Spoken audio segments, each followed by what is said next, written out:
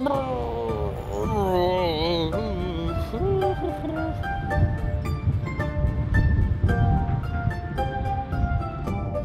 est 10 h du matin et je viens de me réveiller devant ce splendide spectacle qui est la cité de Carcassonne. Cette nuit, j'ai dormi dans les vignes et là, je prends mon petit-déj en mangeant les rillettes de hier soir. Une journée tout à fait normale qui commence. Alors ici, vous trouverez une cuisine à l'américaine. Là, je suis sur un lit king size. À ma gauche, c'est le bureau. On a un petit dressing juste là. Et devant, on a la terrasse avec le potager. Manque plus qu'une petite salle de bain, mais bon, est-ce qu'on en a vraiment besoin? Pour les vignes, c'est pas parce que j'étais en manque de folklore gallo-romain, et ce n'est pas non plus parce que je vais vous parler dans cet épisode de la thématique tourisme et environnement que je souhaitais absolument me rapprocher de la nature.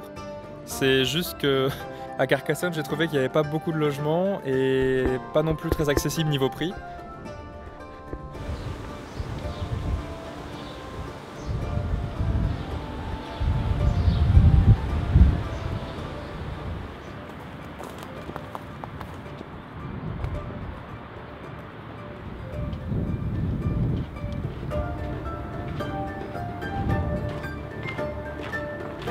S'il est difficile de trouver un logement avec des prix accessibles pour les jeunes touristes à Carcassonne, c'est parce que la ville a fait un choix, celui de limiter le logement aux établissements qui respectent le patrimoine. Du coup, on retrouve quelques hôtels étoilés qui ont racheté de vieux bâtiments et des chambres d'hôtes. On trouve bien entendu des structures avec des prix bas, mais soit elles sont très éloignées du centre, soit elles sont déjà prises d'assaut par les groupes scolaires et les touristes.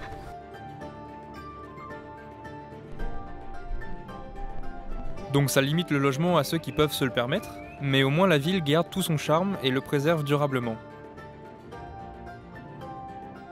Et en construisant de nombreux parkings en périphérie du centre, on se rend compte que Carcassonne a plutôt misé sur l'excursion, c'est-à-dire la visite à la journée.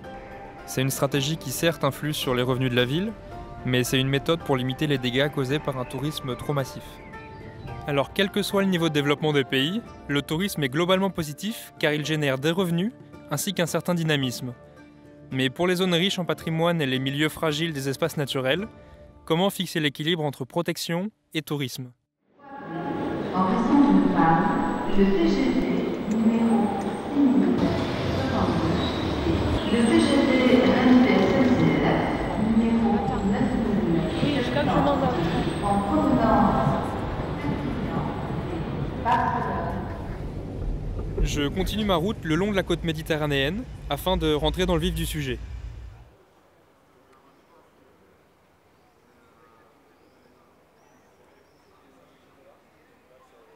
Et ce qui est vraiment dingue, c'est que plus je me rapproche de Marseille, et plus les gens ils ont tendance à exagérer. Hein. Ici, même les panneaux de circulation, ils exagèrent.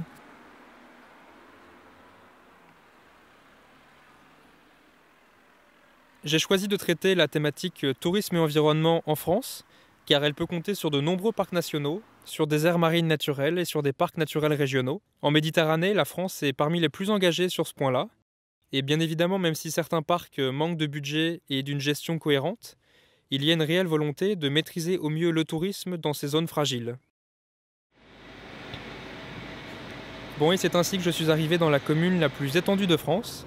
Alors non, je n'ai pas fait de détour par Paris, car vous serez triste d'apprendre que Paris ne figure même pas dans le top 30 des communes les plus étendues de France. Il s'agit en fait de la ville d'Arles, qui a une superficie de 759 km². Elle est suivie de sa voisine, la ville de Sainte-Marie-de-la-Mer, qui arrive en deuxième position, et ajoutée à une troisième ville voisine, ces trois communes forment un lieu naturel d'exception, la Camargue.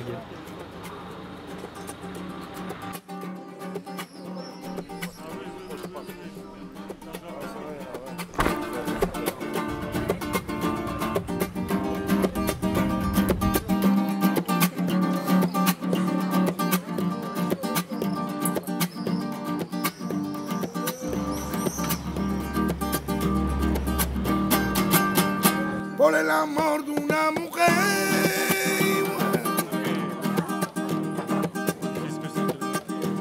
Sin saber si comprenden. Yo lo cierro de mi vida. Visiter la région sur fond de musique gitane, que pouvais-je demander de plus? Ah oui, j'ai trouvé. 2 guides locaux passionnés et un moyen de transport plutôt atypique.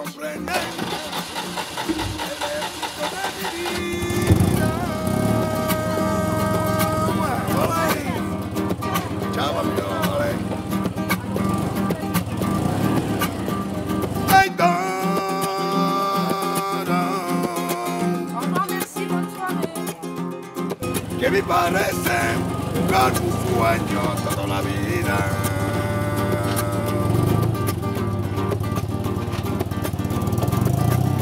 No lo calmará.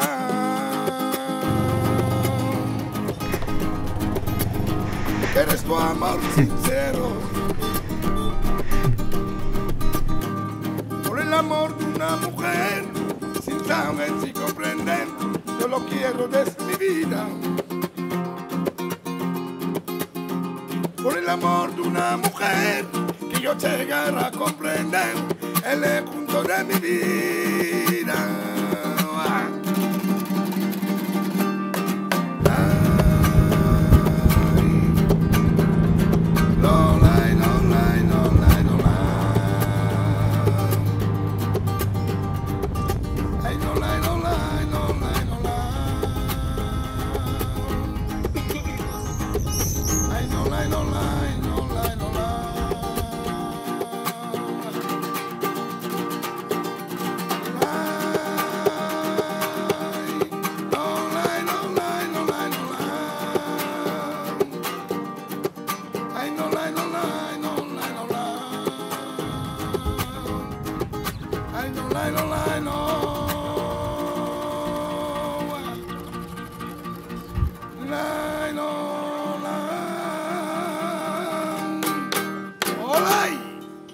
Muchas gracias. Et la note va venir à 36. C'est nous les Camarguais. On est des gens de voyage, on est de la Camargue. Ça vient pas d'aujourd'hui, hein. Les vieux d'avant et tout, voilà. Et c'est ma petite soeur qui s'appelle Gilda. Voilà. Comme le patron. C'est les gros de métro. Voilà. Et on est des gens de voyage. Bientôt la grande fête des Gitans, Sainte-Marie-la-Mer, le 23 mai, le 27 mai. Avec la Sainte Sarah, la patronne de la Gitane. Merci pour vous, merci pour tout le monde et passez des bonnes vacances à tous. Voilà. Comment peut-on parler 5 langues sans savoir lire et écrire ? Une très belle soirée au cours de laquelle j'ai eu l'occasion d'en apprendre plus sur les communautés gitanes, leurs codes et leurs traditions. Le lendemain matin, je suis allé à la rencontre de 2 spécialistes de la région qui travaillent pour le parc naturel régional de Camargue. Vous avez oublié de dire qu'il y a des moustiques aussi, en plus des oiseaux et des... Il y en a très peu à la palissade. Ah ouais ? Parce qu'en fait, il y a une opération de démoustication expérimentale. Ah, je me fais bouffer de partout, mais c'est pas grave. Hein. Non, tu te fais pas bouffer. En général, ce serait plutôt signe que tu sens fort. C'est possible. Ce sont les salins d'exploitation du sel. Donc ils ont une apparence de milieu naturel. Ouais. Mais ils ont une finalité industrielle. Cette activité industrielle-là, c'est là où c'est intéressant, est compatible avec une certaine biodiversité. Ouais, complètement. Là, par exemple, la présence des flamands en Camargue a été maintenue grâce à cette activité-là, puisqu'elle permettait d'avoir des milieux qui étaient favorables à certaines espèces. C'est intéressant de voir qu'un espace naturel, c'est pas forcément une entrave à la vie économique. On se fait souvent cette image d'une zone sauvage complètement fermée à toute activité, mais au contraire, on peut y développer le tourisme et certaines branches de l'industrie tout en respectant l'environnement et en faisant vivre des personnes. Tout ça provient d'une opportunité qui s'est faite lorsque l'entreprise qui fait le sel a vendu la moitié de son territoire au Conservatoire du Littoral, soit une superficie de 8000 hectares. Et donc des territoires qui jusqu'à maintenant étaient relativement fermés de par l'exploitation du sel, qui empêchait que ces sites-là soient ouverts au plus grand nombre, aujourd'hui passent dans le patrimoine commun, le patrimoine du Conservatoire du Littoral. Et donc l'idée c'est de se dire mais comment en fait la gestion de ces espaces qui redeviennent naturels, puisqu'ils sont industriels, peuvent servir à la mise en place d'un tourisme justement un petit peu différent à partir de la base de la découverte et de la gestion des espaces naturels. Alors évidemment, on ne peut pas aller vers des tourismes dits de masse ou de grand nombre, mais on peut arriver à avoir des solutions alternatives. L'idée, c'est que ça revienne de la démocratie locale, participative, et qu'on essaie de faire sortir les projets qui sont un peu dans la tête des gens localement. Donc c'est un processus au long cours, sur lequel on se pose beaucoup de contraintes, mais c'est nécessaire aussi, puisqu'il faut prendre tous les éléments. C'est forcément peut-être plus long, plus compliqué, moins simple que certains projets, mais peut-être que si c'est long à mettre en place, ce sera sûrement long à durer, puisqu'on aura sûrement essayé de prendre en compte le mieux possible toutes les données du problème et pas de voir les choses que par un questionnement. On a estimé à peu près donc à 800 000 touristes sur les 3 communes qui ont généré 3,2 millions de nuitées et qui ont injecté 210 millions d'euros par an dans l'économie locale. Donc après, il faut prendre ces chiffres avec parcimonie, mais en tout cas, on voit que quand même, on est sur plusieurs millions d'euros injectés dans l'économie locale. Donc forcément qu'aujourd'hui, le tourisme en Camargue génère de l'économie et une économie quand même intéressante pour les prestataires qui la développent.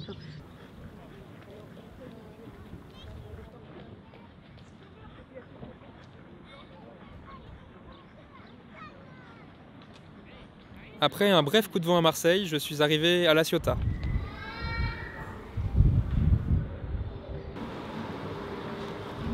Outre un gros chantier naval, cette ville héberge le premier cinéma au monde. En effet, les frères Lumière, qui ont inventé l'ancêtre de la caméra, étaient originaires d'ici. Et encore plus impressionnant, la toute première vidéo au monde a été filmée ici. Ah, il n'y avait pas YouTube à l'époque, hein. Mais bon, il n'y a pas que le cinéma à La Ciotat.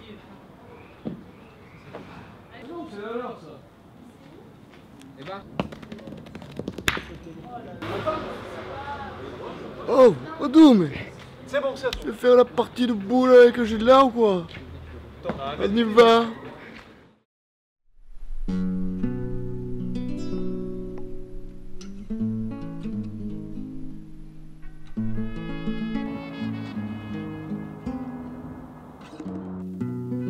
Nils, ce qui est assez marrant, c'est qu'il a la même position quand tu prends des photos et quand il joue à la pétanque.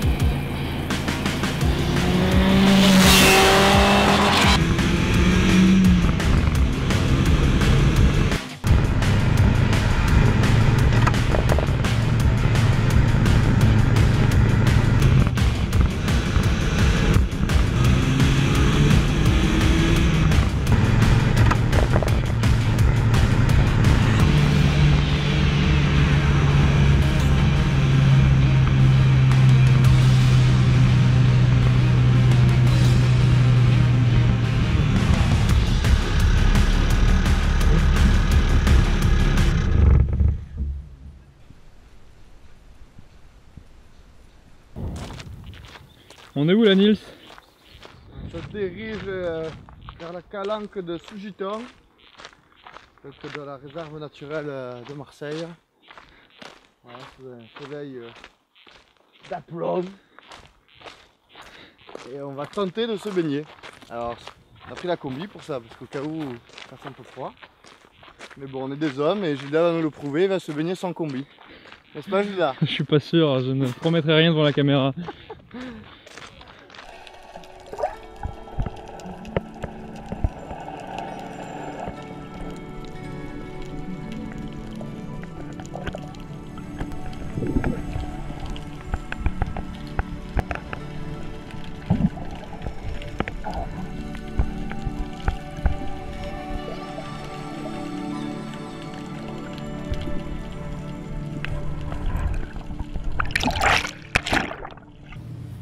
Les calanques, les seules restrictions qu'il y a a priori pour les touristes, c'est pour le départ d'incendie, c'est pas forcément pour la préservation, enfin mis à part la loi qui va peut-être être votée. Je pense en même temps, je pense que c'est lié. Alors ils sont partis des problèmes d'incendie parce qu'il y avait des jeunes qui restaient le soir et qui faisaient des petits feux sur la plage, etc.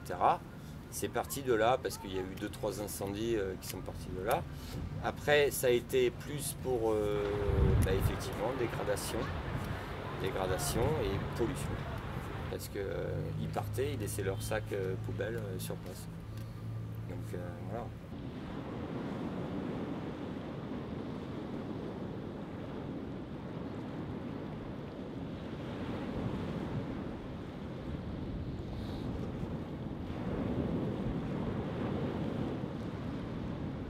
Ça vous est déjà arrivé de vous asseoir sur la plage et de rester assis comme ça des heures à regarder la mer, l'horizon, et à vous demander ce qu'il y avait de l'autre côté, à imaginer la côte qui se trouve en face? Ce projet de faire le tour de la Méditerranée, il est vraiment en train de m'emmener loin. Je me le suis lancé un peu comme un défi, même si ça me faisait peur au début. Quand je vois la richesse de la région et l'apprentissage énorme que ça nous donne, j'ai encore plus envie d'avancer et encore plus envie de vous emmener avec moi. C'est la fin de ce nouvel épisode, merci de l'avoir regardé. Alors comme d'habitude, si vous avez aimé, on s'abonne et on partage. Au cours de cet épisode, j'ai franchi le seuil des 2000 km parcourus. Allez, ensemble on va en faire encore 20 000. Et maintenant il est l'heure pour moi de troquer le pastis pour les pastas et je vous donne rendez-vous dans 15 jours en Italie.